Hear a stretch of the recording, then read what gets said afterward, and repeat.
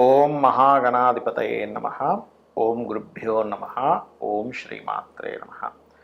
పరమేశ్వర స్వరూపమైనటువంటి జ్యోతిష, వాస్తు మరియు ఇతర అనేకమైనటువంటి శాస్త్రములను మనకు అందించినటువంటి మహర్షులకి నమస్కారం.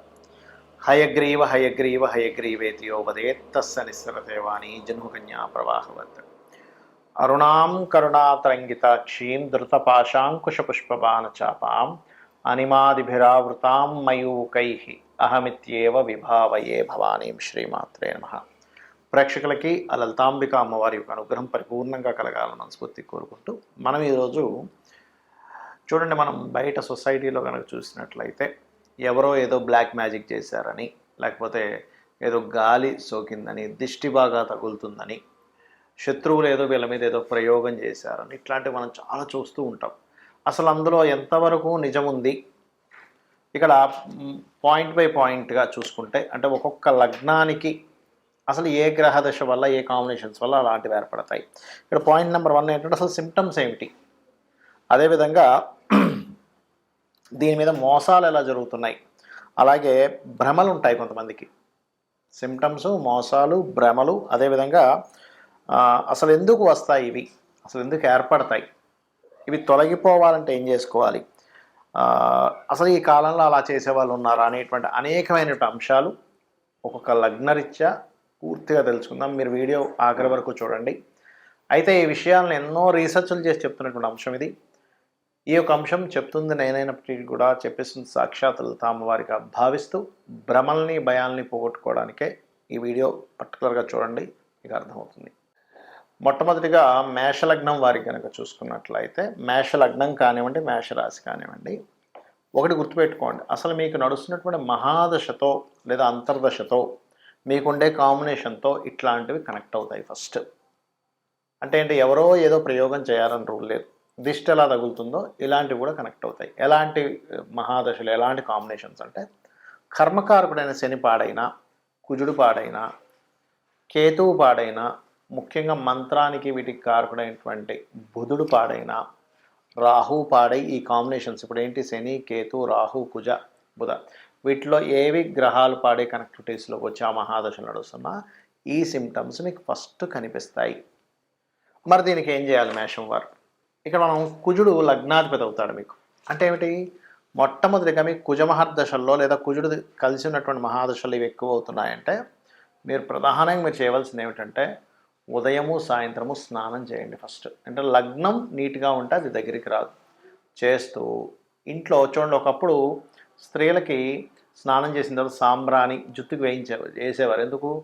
జుత్తు యొక్క కొన ద్వారా, స్త్రీ యొక్క జుత్తు కొన ద్వారా సాయంత్రం పూట కనుక వదిలేసుకున్నట్లయితే ఆ పిశాచాలు ఇట్లాంటివన్నీ మనకు వస్తూ ఉంటాయని ఒకటి. ఇక రెండవ విషయం ఏంటంటే, మీరు ఆంజనేయ స్వామిని కానీ, ఎందుకంటే లగ్నాధిపతి కుజుడికి అధిష్టాన దేవత ఆంజనేయ స్వామి చేయండి. మరి కొంతమందికి చంద్రుడు పాడైతే కూడా వస్తుంది. అలాంటప్పుడు ఎందుకు వస్తుంది, అదే దేని మీద పడుతుంది ఎఫెక్ట్ అంటే మనసు మీద పడుతుంది ఎఫెక్ట్.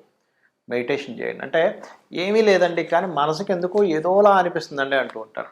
మెడిటేషన్ చేయాలి అలాంటప్పుడు. లేదా ఒక్కొక్కసారి ఏమవుద్దంటే, ఈ కాంబినేషన్ పడ్డప్పుడు మీరు నీటి ప్రదేశానికి వెళ్ళినప్పుడు వాటి సిమ్టమ్స్ పెరుగుతూ ఉంటాయి. అప్పుడు మీరు అర్థం చేసుకోవాలి, ఓహో చంద్రుడి ద్వారా వచ్చిందనమాట అని. ఇంకొంతమందికి బుధుడు మహాదశ నడుస్తూ, అంటే ఇదే మేషలగ్నం వారికి 3, 6 అధిపతి బుధుడు.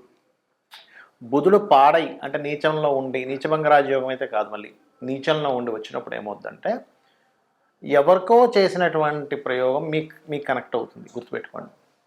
లేదా ఒక్కొక్కసారి ఏదో ఏ నెట్లోనో లేకపోతే ఏదో మంత్రం చూసి చదివేసి దాన్ని తీసుకుని వీళ్ళు ఏదో చాంటింగ్ చేస్తుంటారు. దాని విధి విధానం సరిగ్గా తెలియకపోవడం వల్ల కూడా వస్తుంటుంది. ఎవరో ఎక్కడో చేయాల్సిన పని లేదు.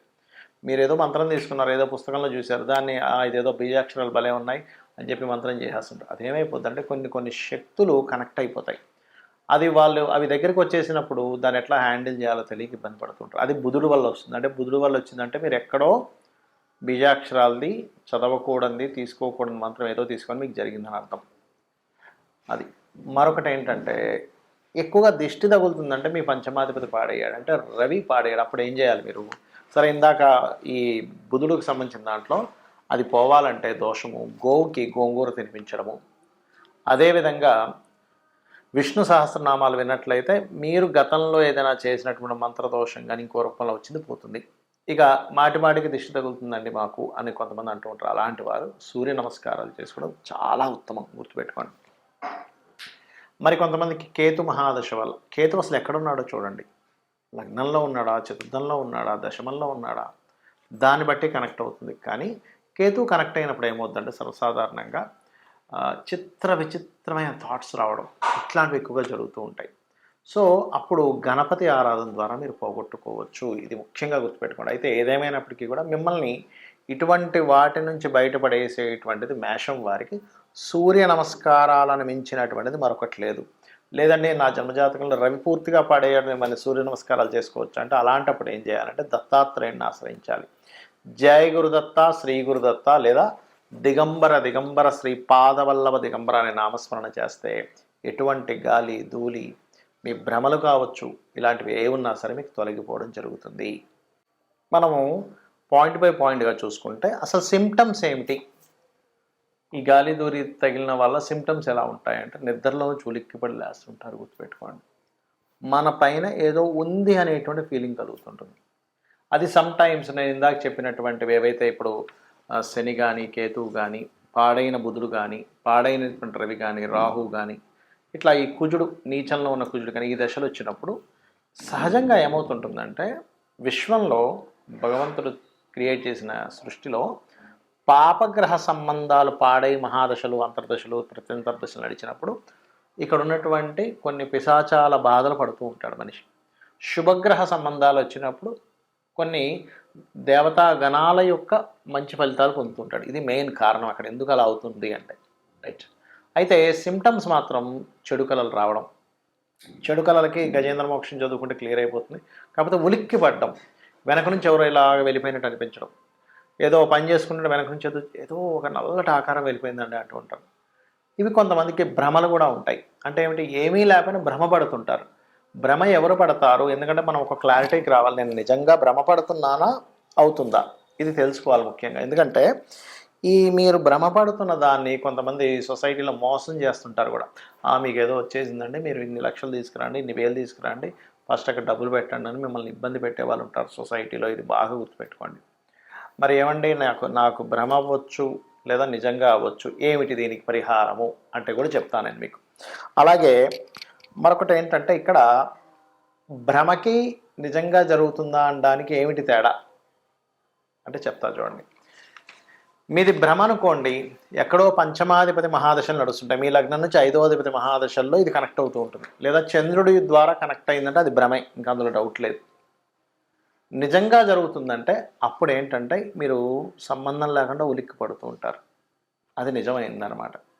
అయితే అందులో ఇక్కడ మరి ఈ రోజుల్లో నిజంగా ఇలాంటివి ఏమైనా ఇప్పుడు మనం వింటూ ఉంటాం, పాతకాలంలో వినేవాళ్ళం, బాణామతి, చిల్లంగి, లేకపోతే రకరకాలు ఉంటాయి, రకరకాల చెడుపులు చేసేవాళ్ళు ఉంటారు. మరి ఈ కాలంలో ఉన్నారంటే చాలా తక్కువ అలాంటివి చేసేవాళ్ళు ఇప్పుడు. ఎందుకంటే ఇప్పుడు అంత ఓపిక కానీ అంత నిష్టగా ఉండేవాళ్ళు కానీ లేరు. ఎక్కడో ఓ లక్షలో కోట్లో ఒక వ్యక్తి దొరుకుతారు జెన్యూన్గా ఉండేవాళ్ళు.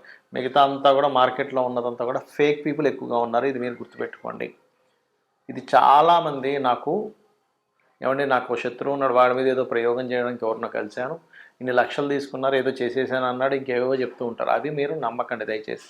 జెన్యూన్ పీపుల్ చాలా తక్కువ. నేను ఇలాంటివి లేవనట్లేదు, ఉన్నాయి. కానీ ఇలా చేసే వాళ్ళ జెన్యూన్గా ఉండే వాళ్ళ పీపుల్ చాలా అంటే చాలా తక్కువ, చాలా ఎక్కడో కానీ ఉండరు. వాళ్ళు దానికి ఎన్నో నియమనిష్టలు పాటించాలి, లేకపోతే వాళ్ళకి ప్రమాదం అనమాట అది. రైట్. అలాగే ఇక్కడ ఇంకొక విషయం ఏంటంటే అసలు వీటి నుంచి మీరు తప్పించుకోవాలి, వీటి నుంచి అసలు బయటపడాలి అంటే ఏం చేయాలి?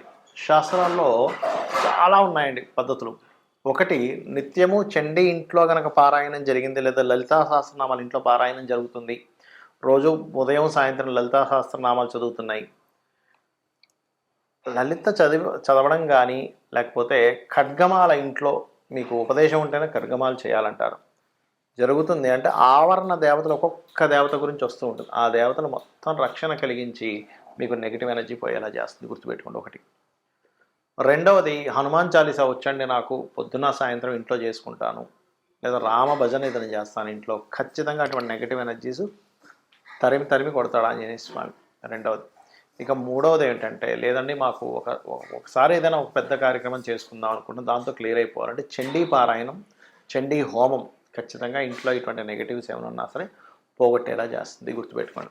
ఇలాంటివి చేసుకోండి కానీ అనవసరంగా ఏదో నమ్మి, ఏదో భ్రమంలో బ్రతుకుతూ, ఏదో అయిపోయిందని అనుకుంటూ దీనివల్ల ఏమవుతుందంటే, ఏమీ జరగనటువంటి మీరు ఏదో నాకు ఏదో ఎవరో ఏదో చేశారనో, ఏదో గాలి సోకిందనో, ఇలాంటి భ్రమంలో ఉన్నప్పుడు ఏమవుతుందంటే లైఫు అన్నిటిని పక్కన పెట్టేస్తాడు మనిషి. అంటే చేస్తున్నటువంటి ఉద్యోగము, వ్యాపారము ఇవన్నీ వదిలేసి వాటి చుట్టూ తిరుగుతుంటాడు. కాబట్టి దయచేసి ఇటువంటి వాటికి మీరు ఈ రకంగా మీరు బయటపడవచ్చు. శుభ్రంగా ప్రతి క్షణము ఇవన్నీ చేయలేనండి, ఆంజనేయ స్వామిని తలుచుకుంటా సరిపోతుంది, లేదు శ్రీమాత్రే నమః అనుకున్నా కూడా సరిపోతుంది. అయితే ఇక్కడ ఎప్పుడూ కూడా ఇంట్లో కనుక మీకు కొంతమందికి ఏంటంటే మనుషులకు ఉండదు కానీ ఇంట్లో నెగిటివ్ ఎనర్జీ వస్తూ ఉంటుంది. ఎలాంటి ఇల్లు ఒక్కోసారి మనం కొన్ని రోజుల పాటు ఎవ్వరూ ఉండకుండా ఇంట్లోకి ఏ ఊరు వెళ్ళిపోవడమో, లేకపోతే ఇల్లు ఖాళీ చేసి వెళ్ళిపోయి మళ్ళీ ఎప్పుడో 2-3 నెలల తర్వాత మళ్ళీ ఇంటికి వచ్చినప్పుడు ఏమవుతుందంటే నెగిటివ్ ఎనర్జీ ఫామ్ అవుతుంది. అలాంటప్పుడు ఖచ్చితంగా ఇంట్లో ఏ హోమమో, సత్యనారాయణ సంవ్రతమో ఒక 11 రోజుల పాటు గోమూత్రాన్ని చల్లి నీట్గా తుడవడం చేయాలి. అలా చేస్తే ఏమవుతుందంటే కల్లుప్పుతోని కడిగడం చేస్తే అప్పుడు నెగిటివ్ ఎనర్జీ పోతుందండి. లేకపోతే ఏమవుతుందంటే అవి ఎవ్వరూ తిరగనటువంటి ప్రదేశము. ఎందుకంటే లోకంలో నెగటివ్ ఎనర్జీ, పాజిటివ్ ఎనర్జీ రెండూ ఉన్నాయి, గుర్తుపెట్టుకోండి. దేవతా ఎనర్జీ ఎంత స్పష్టంగా ఉందో పిశాచాలు, ఆత్మలు, ఈ ఆత్మలే రకరకాలుగా మారుతూ ఉంటాయి. మనిషి యొక్క ఆత్మే ఆ రకంగా మారుతూ ఉంటుంది. అవి కూడా ఉన్నాయి. కాకపోతే ఇక్కడ దేవతని గనక మీరు పట్టుకోగలిగితే 100% ఎటువంటి ఇబ్బంది ఉండదు. కాబట్టి నిష్టగా రెగ్యులర్గా చేస్తున్నారు. మరి కొంతమందికి ఈ పాపగ్రహ సంబంధాలు ఎక్కువగా ఉన్నప్పుడు అది ఒక్కోసారి రోగం మీద, ఒక్కొక్కసారి ఇట్లాంటి వాటి మీద ప్రభావం చూపిస్తుంటుంది. ఆ సమయంలో అమ్మవారిని బలంగా మీరు నిత్యము చేయండి, అన్ని విధాలా మీకు బాగుంటుంది. శ్రీమాత్రే నమః.